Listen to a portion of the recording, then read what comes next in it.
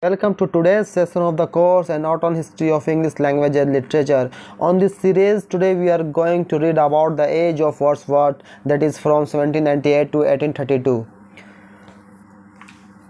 The older poets. The Age of Wordsworth. The Age of Wordsworth is the age of revolution in the history of politics and of what is broadly called the Romantic triumph in that of literature. Though when we speak in this way, we have to remember that the triumph of Romanticism was accompanied by that of naturalism. Now it is most important to us to understand that the movement in literature was only one aspect of a comprehensive general movement, another aspect of which is to be found in revolution. At bottom, both the political and the literary movements were inspired by the same impassion of formulas and traditions, conventions, and the tyranny of the dead hand, by the same insistence upon individuality, and by the same craving for freedom and the larger life. In the doctrine of the new poetry, as in the teaching of the revolutionary theorists, there was indeed much that assumed the shape of challenge and attack. The long accepted rules of art, in fact prescribed rules of any kind, were treated with open contempt. The reaction against Pope and the Augustan school became aggressive, and the principle of spontaneity was everywhere thrust to the front. Here and there, it is true, conservative critics endeavored to make a stand against these to them wild and dangerous ideas, as when Lord Jeffrey wrote in an early number of Edinburgh Review, poetry has this much in common with religion, that its standards were fixed long ago by certain inspired writers, whose authority it is no longer lawful to call in question. But such a conception of things did not represent the dominant spirit of the age. That spirit was rather expressed by Keats when he wrote, "The genius of poetry must work out its own salvation in a man. It cannot be measured by law and precept, but by sensation and watchfulness in itself. That which is creative must create itself." A comparison of this passage with the couplet of Pope, which we have already quoted: "Those rules of all discovered, not devised, are nature still, but nature methods," will suffice to show the fundamental difference in principle between Augustan and Romantic poetry. We are not, of course, to imagine that the political and the literary movements necessarily met in the same persons, or that a man who could be an adherent of the one without sympathizing with the other. The error of such a supposition is at once exposed by the case of Scott, who was a Romanticist and a Tory, and whose particular form of Romanticism were indeed, as well as we shall see, a part of his Toryism. We are speaking only of movements, and the vital connection between these is denoted by the fact that the keynote of both was emancipation. We have, however, to go further than this and to consider the intimate association of English poetry with the various stages of the French Revolution, and with the striking changes in the temper of European society which this produced. The great outburst of 1789 sent a thrill of fresh life through the whole civilized world. It came as a prophecy of a new day, and for the moment it seemed as if leaving behind it all the evils of the past, humanity at large was to pass forward immediately into the era of realized democratic ideals of liberty, brotherhood, and right of man.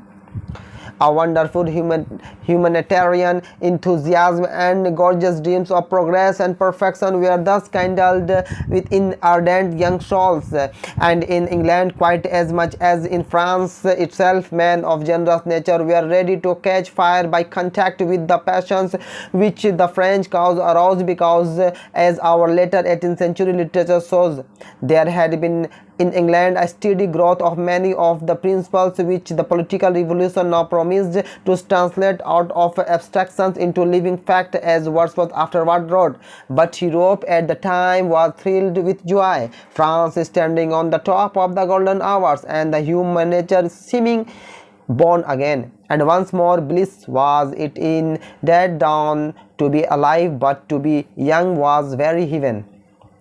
But as the progress of French movement soon proved, the glorious promise of 89 were destined to remain unfulfilled. The excess of the reign of terror, the sensational rise of Napoleon, the establishment of the military despotism, the long strain of the Napoleonic wars, the restoration of the Bourbons, the determined attempt made by the crowned heads of Europe after Waterloo to destroy democracy and popular government. All these things were naturally productive of vast disturbance in thoughts and feeling. Reactions set in the principle of revolution were discredited, and the failure of the great effort which France had made to initiate a new and better world order of things resulted in the general collapse of the faith and hope. The age of buoyancy and acceptations passed away.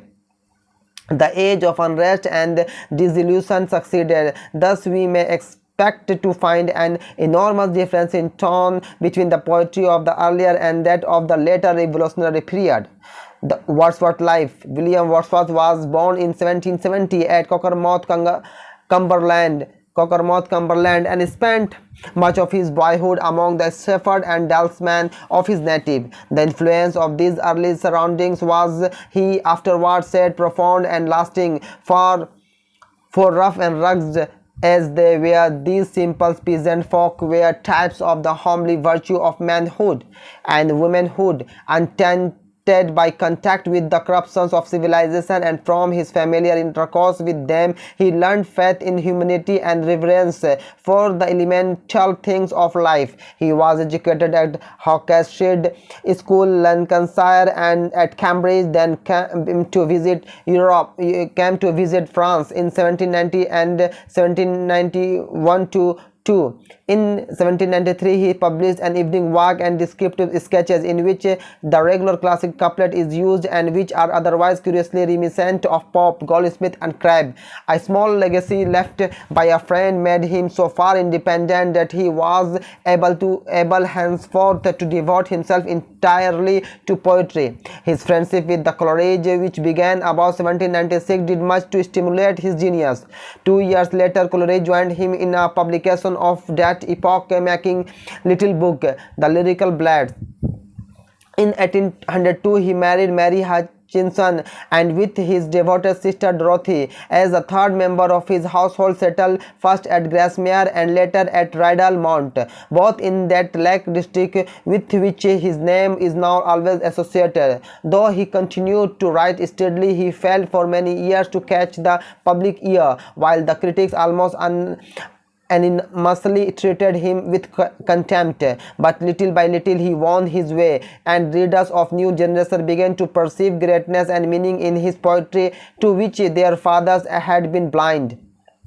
The general change of opinion regarding him was shown in 1843 when, on Southey's death, he was made poet laureate. He died in 1850. Some knowledge of his relations with the revolutionary movement is an indispensable preliminary to the study of his work. These relations are described in detail together with other formative influences of his life in his autobiography poem The Prelude. On his first visit to France during his vacation tour in 1790, he was delighted to find benevolence and spread like a fragrance everywhere. But though his attitude toward the popular cause was sympathetic, he was for the time being only an onlooker.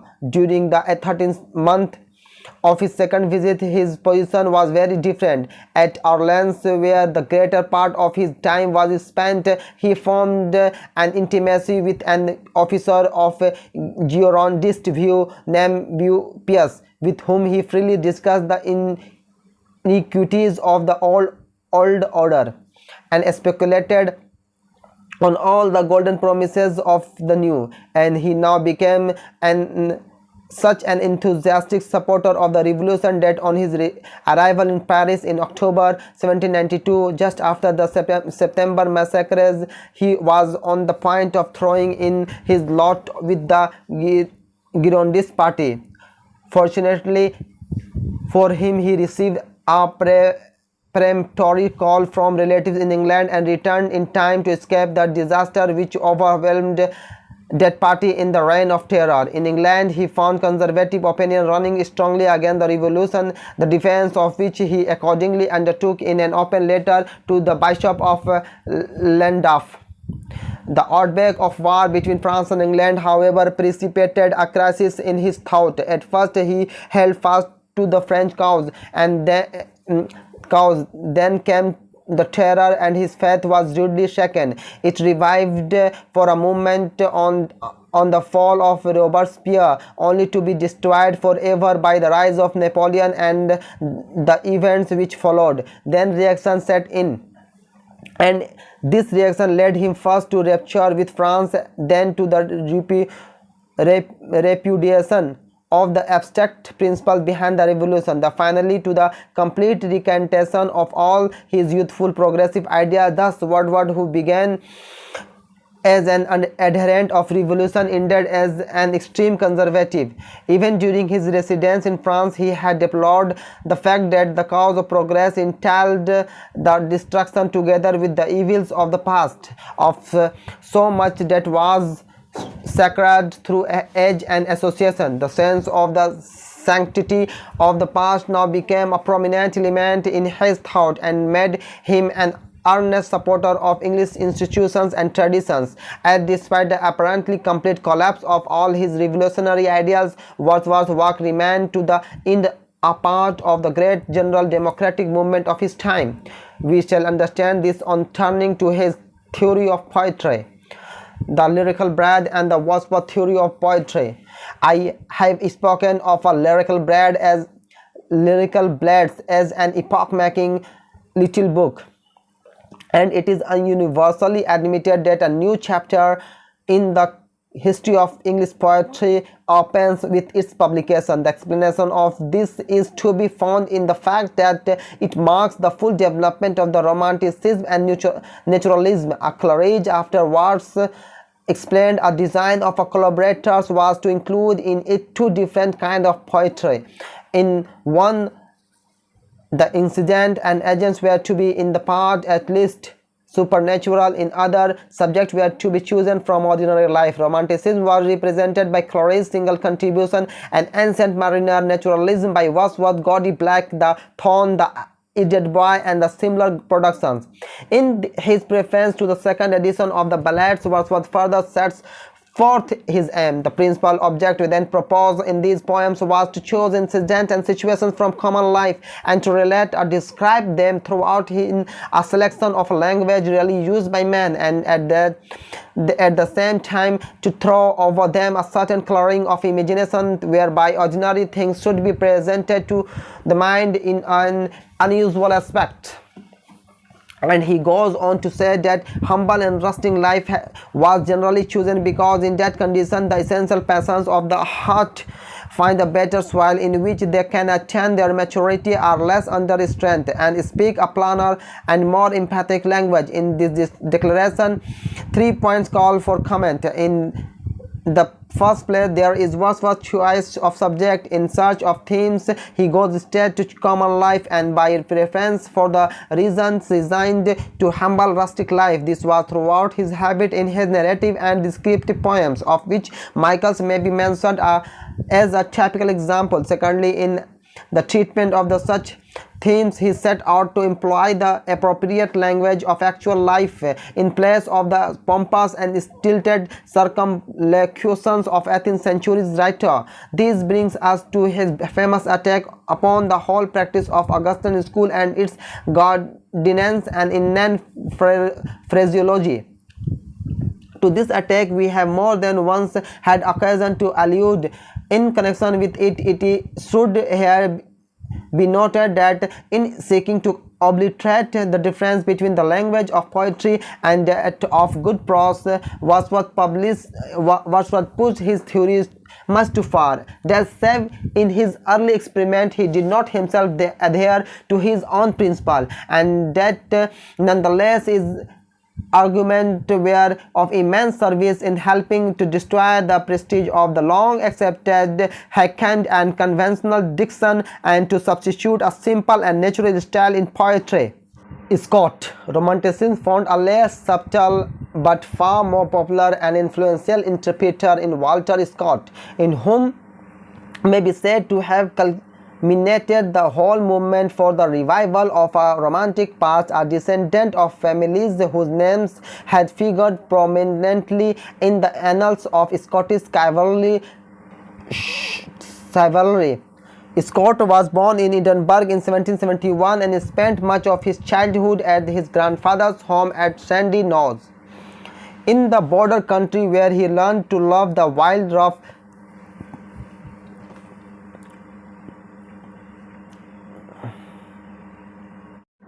landscape, and where his boyish imagination was stirred by the stories which relatives were told him of border battles in which forebears of his own had taken part, and the later Jacobite rising in support of Prince Charlie. A chance reading when he was 13 of Percy's Reliques aroused a passionate interest in ancient ballads, which he soon began to collect on his own account. While the reading for the bar and during his early practice, he made several long vacation excursions into the Highlands, the inspiration purpose of which was always romantic and antiquarian, and as to go into Highlands in those days meant to step right out of the present into the feudal past. He gathered rich stores of material for future use. The a born Tory whose sympathies were entirely with the feudal and chivalrous order, he was little affected by the revolution, which save that it served to deepen his hatred of democracy and to throw him back with fresh ardor upon history and romance. Was only an incident in his career, but meanwhile he had become interested in German romantic literature, and the translating of some German ballads led him to independent experiments of the same kind. In these he was encouraged by Lewis, then still inspired by Percy. He turned his large collections of many years to good account of his first important publication, The Minstrelsy of the Scottish Border. Out of this grew his first long poem, The Lay of the Last Minstrel, a sort of extended ballad full of border incident, fighting and enchantments. There was an eager public for just such a complete revelation of the interest of medieval story, and The Lay scored a success which surprised no one more than Scott himself. It was followed by other romances in verse, of which the most important of Marmion, The Lady of the Lake, and The Rock Bee. Then the gradual exhaustion of the vein opened by The Lay and the dangerous rivalry of Baron, who just then took the British public by storm, compelled Scott to seek a fresh outlet for the genius, and with the production of Warley, the romantic poet entered in upon a new and even more brilliant career as a romantic novelist. Of his work in prose fiction I shall speak in another chapter. Here I may add that financial ruin overtook him in 1825, that unspoilt by long good fortune, he now showed himself heroic in adversity, that despite fast failing health and kept up to the last his splendid struggle to the wipe off his immense indebtedness by the labors of his pen, and that he died in 1832. Scott's poetry is just the kind of poetry we should expect from a man of his character and training. He rejected altogether the classic epic as his model and his romantic tales in verse, and he called them represent a natural development of the old ballad and medieval romance. In style he is vigorous, free and rapid, but often careless, diffuse and commonplace. He can tell a story admirably and is particularly successful with successful with sense of starring action, and above all with his battle pieces.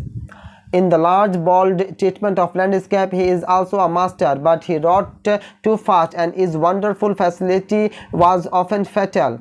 He has nothing of the mystical quality and the spiritual power of Wordsworth and Coleridge. He rarely takes us beneath the surface of things. He carries no weight of thought, and while his tone is eminently healthy, his moralizing is of the true test. Other poets contemporary with Wordsworth, Coleridge, and Scott, I will here associate the more important poets who were born in their decade or earlier, that is before 1780. Taken in their chronological order, they are as follows: William Lindley Bowles, Samuel Roger, James Hogg, Robert Southey, Walter Savage Landor, Thomas Campbell, and Thomas Murray. Though little known today, Bowles deserves a sword of kindly recognition because his sonnet chiefly is picturesque, a spot during a journey, as the title page says, and first published in 1789, held the growth of a love of nature in poetry in the years immediately preceding the lyrical blades. Coleridge testified to the great influence they had upon him when he read them as a youth, and they were much admired also by Wordsworth. Rogers, who was a successful banker as well as a poet, lived well on into the Victorian age, yet remained practically untouched by the spirit of the Revolution and by the new movements in literature of which he witnessed the rise of triumph. His Pleasures of Memory is written in the orthodox close couplet and in the correct Augustan style, and though his guidebook poem Italy is in blank verse, it maintained the tradition of artificial elegance. Rogers belonged to the past but did not possess the strength of genius to initiate the reaction. Hogg, nicknamed the Ettrick Shepherd, is better known today through his friendship with some Edinburgh's famous literary men, including Scott, than for his work. Though he wrote much in prose and verse, some of his ballads keep an honourable place in Scottish vernacular literature, while his longer poems Kilmeny and the Queen's Wake have a certain amount of fancy and powers. But after Burns, he is the truest poet has ever sprung direct from the Scottish peasantry. Southey deserves a somewhat fuller notice. Like Wordsworth and Coleridge, he fell as a young under the spell of revolution and gave vent to the most violent radical ideas and to his impatience of all the evils that are done under the sun in an epic Joan of Arc, a drama White Teller, and a number of minor poems. The overthrow of the Girondist party was the turning point in his political history, and ultimately, like Wordsworth and Coleridge, he repudiated all his early ideas and became a Tory of the Tories. He was a man of prodigious industry in verse and prose, his poems alone filling a volume of 800 pages of fine print in double columns. Little of this enormous output, however, now really lives except some of his ballads, which are excellent, and such delightful lyrics as After Blenheim, The Holy Tree, and The Scholar. His Joan of Arc and The White Teller are full of all extravagances which we should expect in the work of raw, high-spirited youth. His ill-advised and ludicrous eulogy of George III, A Vision of Judgment, is remembered only through Byron's scathing satire upon it. His immense narrative poems, on which he scarred his poetic reputation, Madoc, Thalaba, The Destroyer, Roderick, The Curse of Kahama, though greatly admired at the time by men like Scott, Landor, and Shelley, must now be regarded as monuments rather of their authors' learning of industry than of real poetic inspiration. At their historical importance is considerable. They show the tendency of the Romantic movement to carry the poet further and further afield in quest of fresh, striking, and picturesque subject and Two of them mark an extreme reaction in form against the regularity of 18th century versification.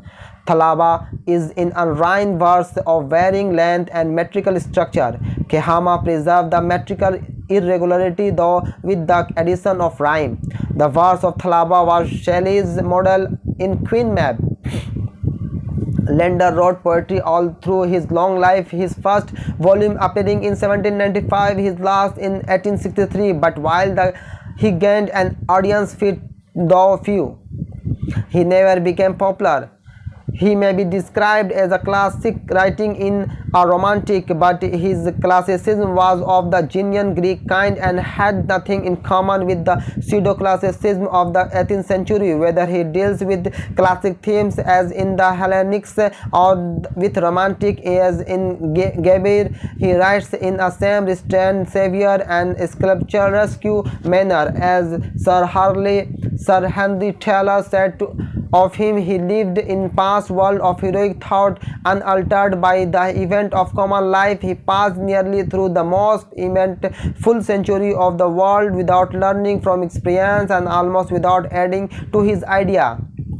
Campbell's case was different. His early work shows little sign of rupture with the Augustan tradition in thought or form. His Pleasure of Hope in 1799, a much better things than Roger's Pleasure of Memory, belongs in matter and style to the outgoing school, and like Theodoric many years later is written in the close couplet, but beneath the conventional surface of his diction there is a good deal of revolutionary feeling.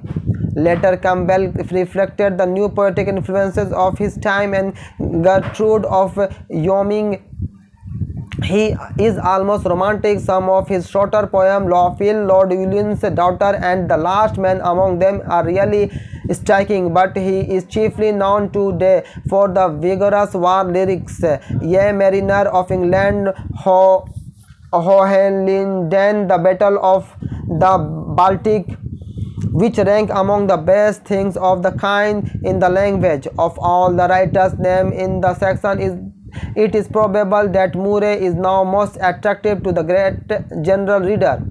It is true that his once famous Lalla Rookh, an oriental tale in the style for which his friend Byron had prepared the public taste, is sadly faded, but it is not to his ambitious work that we should turn if we want to know that Murray can do at his best.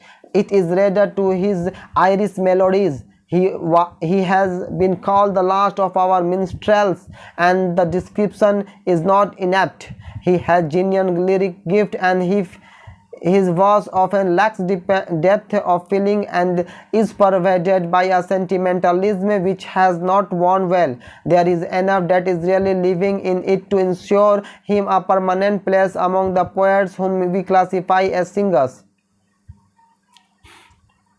That is all about today's video. Now we will conclude in the next video about the younger poets.